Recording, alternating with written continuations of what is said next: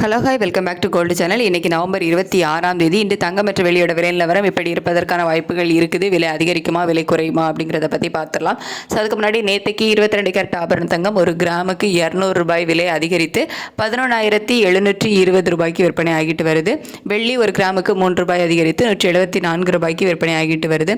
இப்படிப்பட்ட சூழ்நிலையில் இப்போதைய காலை நிலவரம் எப்படி இருக்குது அப்படின்னா, சர்வதேச அளவில் மீண்டும் தங்கம் விலை அதிகரித்து தான் காணப்படுது.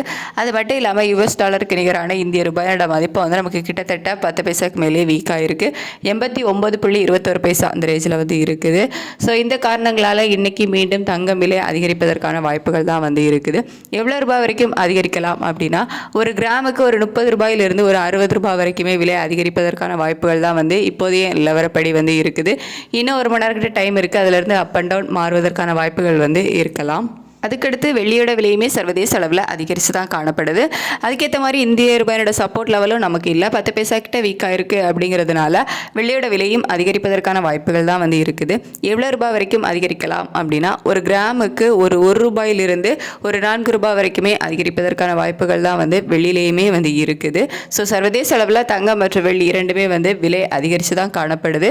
இந்திய ரூபாயோட மதிப்பு நமக்கு ஸ்ட்ரென்த் ஆகாமல் வீக் தான் ஆயிருக்கு. இந்த மாதிரியான காரணங்களால் இன்றைக்கி தங்கம் மற்றும் வெள்ளி இரண்டுமே விலை அதிகரிப்பதற்கான வாய்ப்புகள் இருக்குது. இன்னும் ஒரு மணி நேரம் டைம் இருக்குது, வெயிட் பண்ணி பார்க்கலாம். ரேட் அப்டேட் ஆனதுக்கு அப்புறமா நான் உங்களுக்கு வீடியோவில் தெரியப்படுத்துகிறேன். Thank you so much.